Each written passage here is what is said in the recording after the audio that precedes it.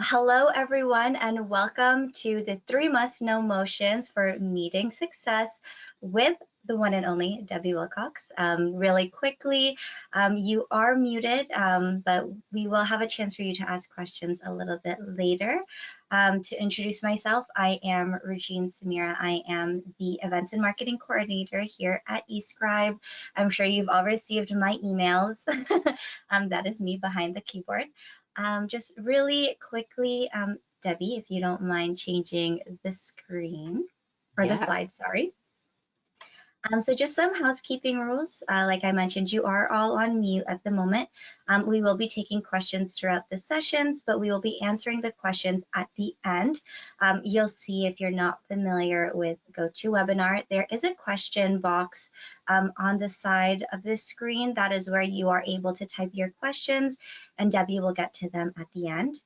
If your question, however, is not answered during the session, don't worry. We will send you an email with the answers, and we will be sending the presentation and the recording of today's webinar to the email address that you registered with.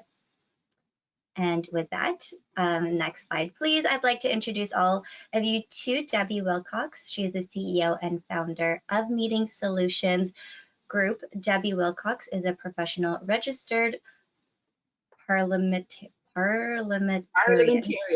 She got me there with the big words. Meeting management expert and executive leadership coach for women, and the author of Breaking Glass, the Leadership Kit, a creative personal leadership development planner for women who lead. I'm excited for that. And with that, Debbie, take it away. Alrighty. Thank you so much for the introduction, and thank you everybody for joining me on 3 must-know motions for meeting success. It's a partnership that I'm doing with eScribe, and if you do all 3 sessions, at the end of the 3rd session, you will actually get your very own PowerPoint presentation that you can use and customize for your boards and committees. So I hope you stay for the 3 different sessions we're going to be talking about. This one is, if you're fairly new to parliamentary procedure, this is kind of like the course that I start, or the little 20-minute course that I start for anyone who's brand new in parliamentary procedure. So let's get started here. So whether I looked at our attendee list, and we have a bit of we have some experience, and I can see we've got mayors, we've got elected officials, we've got volunteer board members, we've got clerks and deputies. So we have a really nice array of attendees today. So I hope you get a lot out of this. So let's get started. First of all, I'm a professional registered parliamentarian, and that means I'm an expert in the Robert's Rules of Order. There's other forms of parliamentary out there, but if you understand, Robert's Rules is in the 12th edition, and it's about, I would say, 90% of local government, a lot of volunteer boards will use the Robert's Rules. So you probably have your own procedures, but your fallback, if you don't have it covered in your procedure bylaw, will end up being Robert's Rules. And again, like I said, there is a lot of rules around there. But if you want to have organized meetings, you've got to have really good positive decision making. And that's where Robert's Rules comes into play. It's kind of my little governance nerd side of me that I love the rules, but more than anything, I don't like rules to take over your meetings. I think the rules, Robert's Rules, are your fallback. You want your meetings to run effectively by ensuring that you know the basics, your members know the basics, and that you feel comfortable talking and making motions. And that's what it's really important about. So let's talk now. The 3 must-know motions are actually it's not a Robert's Rule phrase, it's my phrase. It's what I feel that if you're brand new to parliamentary procedure, what I always suggest you learn is to learn the 3 must-know motions. From there, your 7 building block motions. And from there, you learn your pyramid of precedence, which is your 13 ranking motions. So we'll touch base on those in the third session, but I will go over the ranking and just help you understand that concept. Now, if you've taken any training with me before, you know that I have 3 goals for any board meeting, any committee, council, whatever meeting you have. There's 3 goals that you should always aim for. Your meeting objective achieved, which is what? Your meeting objective is you are there to make decisions. So you want to facilitate, and eScribe certainly facilitates it with their electronic agendas, but you want to facilitate it by having a meeting objective achieved in the minimum amount of time and a good process followed. Now, when I say minimum amount of time, I don't mean like rush the meeting. The minimum amount of time is that when you are familiar and comfortable with making motions and handling motions throughout the meeting, then you're spending the minimum amount of time on that item on the agenda. And a good process followed. That's where you're going to have a strong chair who can manage the meeting. You're going to have a good agenda. You're going to have the items on the agenda not overloaded. So you want to really manage your agenda, and that's your good process. And then following your procedure bylaw, which is your Roberts rules. So successful meetings, you know, they've always existed, right? It's human nature. We remember the good meetings, but what's going to happen is if you go to 10 great meetings and nine are great and 1 is not so great, the one you're going to remember is that not so great meeting. I certainly remember the not so great meetings in 35 years of being a municipal clerk. One of my meetings started at 7 and went right through till 5 a.m. in the morning. I remember that meeting. And that's what got me into parliamentary procedure as a clerk, because I went, I'm changing that procedure bylaw. So anyway, let's go over the 3 must-know motions. So good luck in becoming the best you can be by understanding these 3 must-know motions. Okay, so what I consider the 3 motions for meeting success. So if you're a clerk, and I know there's going to be a lot of new councils, certainly in Ontario, British Columbia, and a number of, I know I'm speaking to a number of US clerks that have elections going and whatnot. You want to make sure that your board, your volunteer board, especially your advisory boards, committees, they get this training. Because there's nothing worse than that being presented a 60-page procedure bylaw for a bunch of volunteers on your advisory boards, or they're helping you out if you're in local government, because it's overwhelming for them. So make sure they learn these 3 motions, which are main motion, amendment, and amend the amendment. Those are what I consider the 3 motions. And you're going to see how I put them in a ranking in a pyramid, what makes it very easy to learn. But once you learn these 3 motions, and I find when I go and train and I help the board learn these 3 motions, then there's something that actually always happens. It always happens. This is what happens. There's confidence, because everyone knows the number 2 fear in the world for most people is public speaking, right? That's the number 2 fear.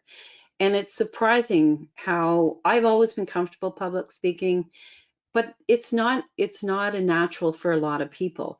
But it becomes natural when they become confident in putting that motion forward. You know, once they do it once and twice, and they have a good chair that's helping them facilitate, then it makes that much just a little bit easier. You'll have the confidence to put forward, you know, one of those 3 motions, and we will go over the 6 easy steps to make that motion as well.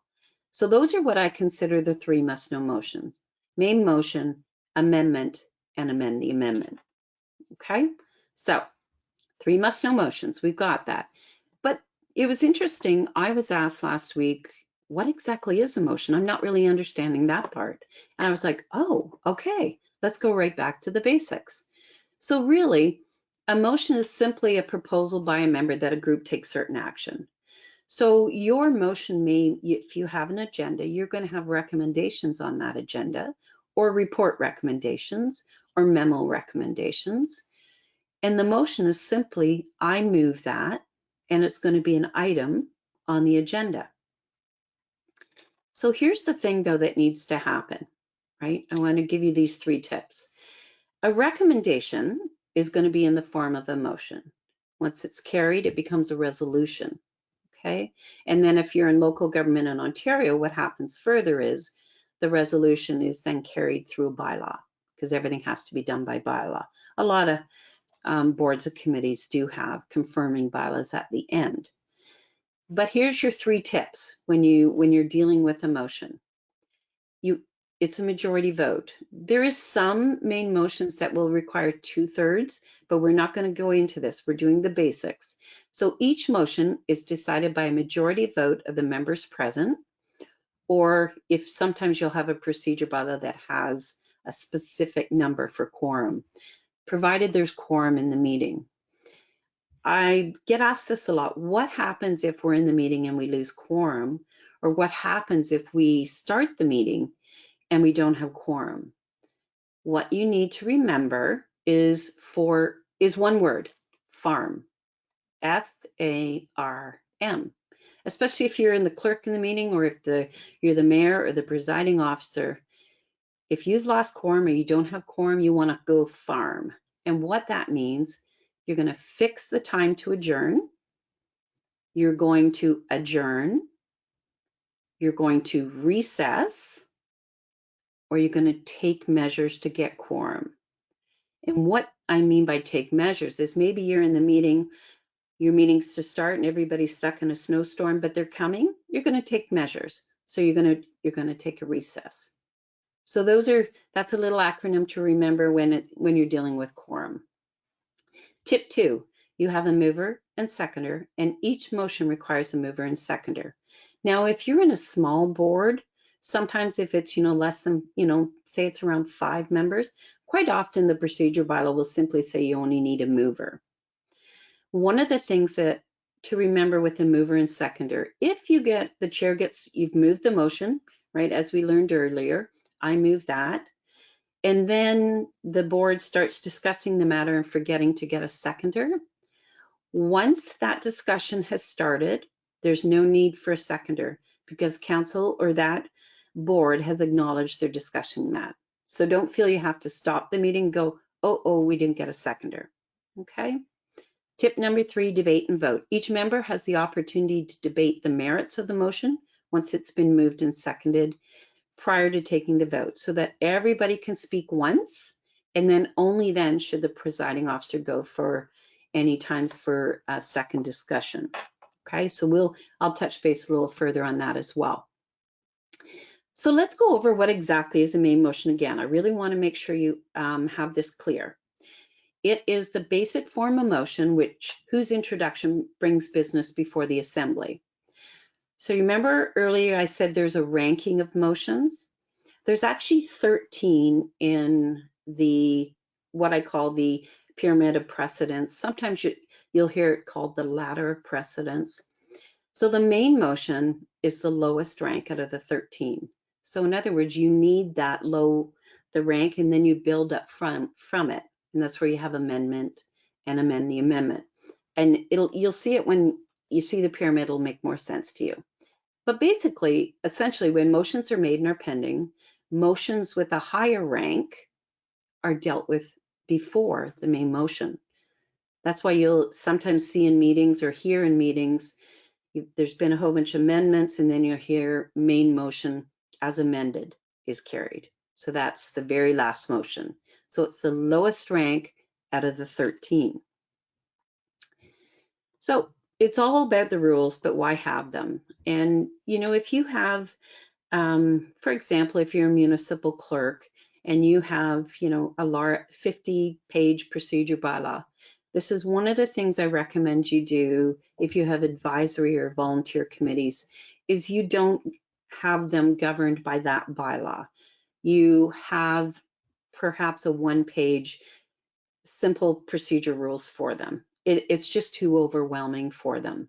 So that's just my tip for you as far as that. And there is precedence in the motions. This is, the main motion, as I said, lowest rank. And when you're learning parliamentary procedure or you're imparting your knowledge to advisory boards and committees or other members, Start with these 3 motions to train them, and you're going to get the PowerPoint at the end that you can customize, put your logo and add some other rules with your procedure, but it gives you the basics. And especially if you're doing council orientation in the fall and you've got a lot of new members, this is a good way to start. And of course, there's other rules when dealing with motions, right? Motions are arranged in a specific order. So you have the 13, but you're also going to have a few little tweaks. So you're going to have, your point of order, request for information. They don't have a rank, right? So they're dealt with first, right? They're dealt as soon as they're put on the floor. And then you'll also have bring back motions, which we'll touch base in the 3rd session, which are your rescind, your reconsider, amend something previously adopted, provided there's no other business on the table. Okay, so right now we're going to learn the 3 motions, and then I'll show you which ones you should start learning afterwards or get really comfortable with. Okay, so again, there's the ranking of motions, and they're arranged in a specific order in which they must be considered and acted upon.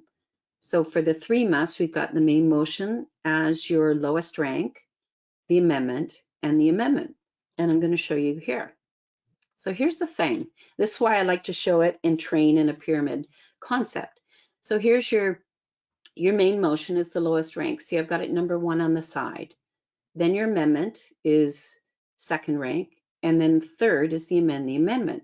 So when you're looking at the pyramid and say you want to train, impart your knowledge, the motions move up the pyramid, which I move and I second the main motion. So say someone does an amendment, it goes next, I move and amend. So they make the motions up, but here's the key if you happen to be a presiding officer. The vote goes down the pyramid. So you start with the vote with the amendment and move down the pyramid. It's an easy way to remember the ranking. And again, all motions should start with the phrase, I move, right? Or I move that. And especially if you're doing virtual meetings, it makes it easier for the listener to really have things clarified. So here's your main motion. It's a proposal to do something, right? That's what we've learned so far. And it's the first step in the process by which your board, your body takes action. It's the way the decisions are made. So in large groups, more than 12, a main motion may open it just for discussion. Smaller groups, the main motion may be, you can maybe not have discussion, just move it, seconder, and then carried if there's no discussion needed. That can certainly happen in your meetings. Then, here again, it's I move to make a motion that, or here's an example. I move that we purchase 6 new office chairs for the boardroom in the amount of $2,000, right? That's a main motion. Now your main motion could also have multiple recommendations, right? So it could have items 1, 2, 3, and 4, right? So your main motion also has characteristics. In writing, unless short. In writing, unless short. What it means is, if it's just that one, I would consider that we just talked about a short. But if you've got it in your agenda, you won't need it in writing. But if they're doing the amendments, I always recommend that if you're the recording secretary, somehow you get a copy from the members of them, their amendment or amend the amendment as a record. Clear and ambiguous, right? If it has a multiple part recommendation on that main motion, every recommendation needs to stand on its own. Phrase grammatically and positive. Comply with your rules of procedure. You can't be presenting a motion that doesn't make sense, or you don't have the authority in your procedure bylaws to even bring forward that main motion, and are in order when no other business is pending. Okay, so that's the characteristics of a main motion. Let's go over kind of there's 6 easy steps that the chair should follow, and you as a member, if you're a member, should really look at. And it's 6 easy steps. And this is how it goes. A member makes the motion, another member seconds the motion, the chair states the question. The question is actually the main motion, but it's in parliamentary language, they call it the question. it is moved and seconded that. The chair should state what you're dealing with so everyone's clear what's going on. The members can then debate the motion. Now, the key thing when the debate starts, the member who made the motion, they are entitled to speak first. The seconder is simply wanting that matter to be heard. So they don't have any ranking as far as whether they get to speak first or not. And the member who makes the motion, they can't speak against their motion, but say after the discussion they find they've changed their mind, they can vote against their motion, but they can't speak against it. And of course, remarks have to be confined to the merits of the main motion on the floor. I've seen a lot of meetings that'll be derailed because the chair's allowed all this different type of discussion.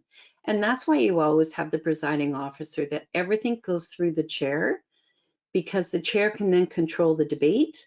The chair can make sure there's no cross discussion on that main motion. And then the chair is going to put the question to a vote, and usually the chair will go, the question is on the adoption of item 1A in the agenda, and then I prefer that they say exactly what it is the vote is on, and then the chair announces the result of the vote. Okay, so that item is carried on a vote of 4-2 or 4-3. That's kind of a really easy process. This slide is in the PowerPoint presentation that you'll get, so that you can make sure that everybody's making the decision in a nice fluid way. And again, let's just go over this again. Main motion, lowest rank, amendment, and amend the amendment. This one, we're talking about the main motion. The next session, we talk about amendment.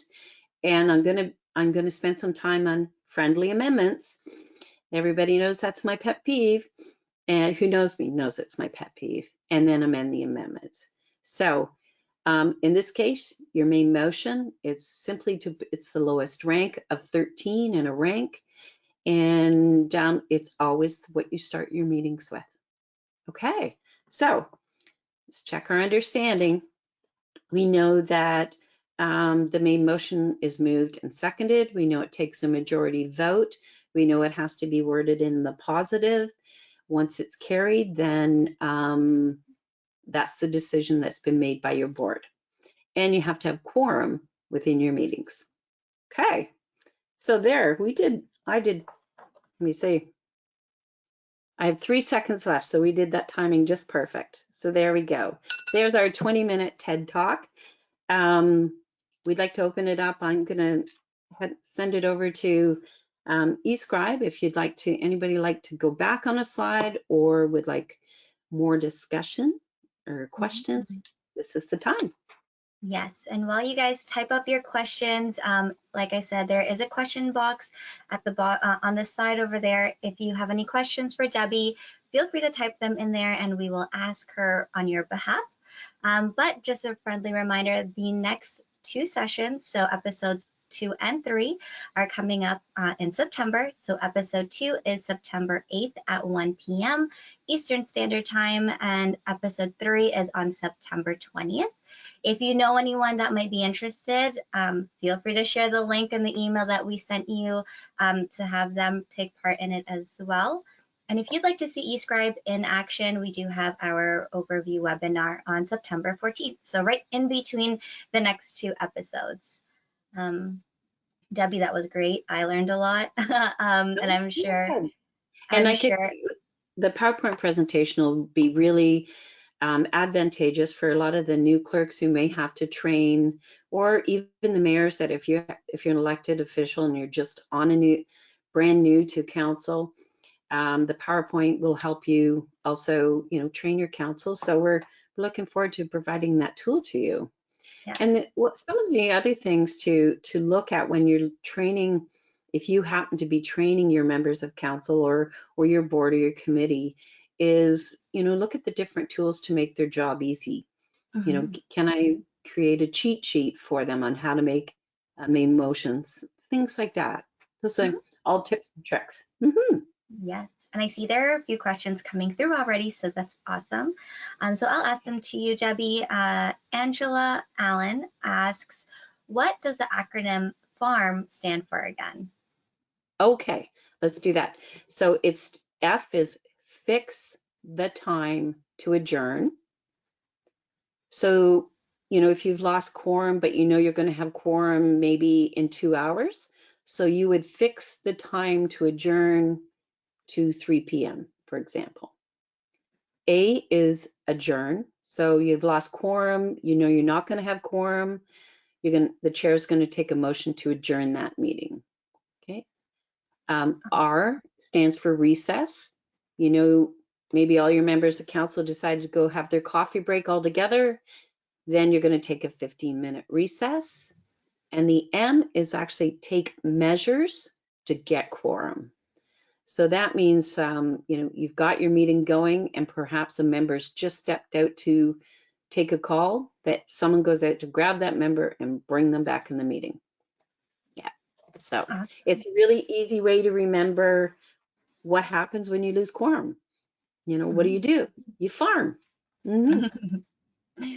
Perfect. And Joan Marks asks, if the main motion has mover/seconder and then there is an amendment, does the main motion get new movers and seconders after the amendment is voted on? No. See here, we'll go back to here. So you've got we'll go to this screen. So you've got your main motion, it's moved and seconded. Then you have amendment, moved and seconded. The chair will then take the vote on the amendment, right? And then the chair will automatically have the main motion as amended up for vote. Doesn't need a new mover and seconder. There you go. Thank you, Debbie. And Valencia Maro asks, Debbie, do you go around the country teaching to councils? And if so, will you provide your contact information? Yeah, I actually do. I have a virtual one. It's called Meetings 101, and it's 90 minutes, and it covers everything. And it also comes with a digital book on how to be a confident chair and how to be a confident member. So yes, I know eScribe will share my info, but it's pretty easy. It's Debi at DebiWilcox.com, but Debi is DEBI. Mm-hmm. But I'll leave it up to Scribe to provide it. Yes, we will for sure. So thank you, Debbie, for that. I'm sure there are still a few questions being typed up. Yeah, So we'll happy just to answer them even after. If they come up, you can just email eScribe and they'll make sure that I get them to help you out. Yeah. Yes. Oh, there's one more. Says from Claudine Murray. They ask, what does a clerk do when a subcommittee made up of a minority of council puts a motion on the council meeting agenda to ratify a decision they made, when they have no authority to make decisions, only recommendations? The motion is out of order, is it? That's where you have a really strong presiding officer. So if they've brought a motion on the floor or onto the council agenda from an advisory board, there would have to be something in the procedures that, number one, allows it. If not, the chair, the clerk can only do so much, and that's what I always say. You can only provide as much advice as your presiding officer is going to listen to. So it's up to the presiding officer, but I would definitely, if it's not covered in your procedure bylaw, I would recommend that out of order. But you can email me further if you want a little more, if I got that understanding clear on your question. Yeah. Perfect. And Debbie, I'll also send you a copy of these questions as well. Yeah. Yes. And my website is being updated, but in September, there will be on my website, although I do mostly leadership, there is going to be a community forum for parliamentary stuff. So. Perfect. Something I to hope look you didn't mind me saying that, Regine. Yeah. Yeah. No, of course not. Okay. Amazing. I'm waiting to see if there are any more questions. I guess we have 1 more minute, so if you have any questions for Debbie, once again, feel free to add it in the questions box. Yeah. And if and you're really, clerk or managing the meeting, make sure you just provide the tools to your members to make it easier for them. And that's a cheat sheet for your procedure bylaw. For your advisory boards and committees, make a simple procedure bylaw. They don't need the big one. And I always script. If you're a clerk, I make sure I script every meeting so I know how to handle most motions. It's nice and easy. Mm-hmm. Amazing. And really quickly before we wrap things up, thank you everyone for joining us today for episode 1 of 3. So again, episode 2, mark your calendars, is September 8th at 1 p.m. Eastern Standard Time, and episode 3 is September 20th, also at 1 p.m. Eastern Standard Time. And if you know anyone that might be interested or you think would benefit from our web series with Debi, feel free to share the link or the email that we had sent you.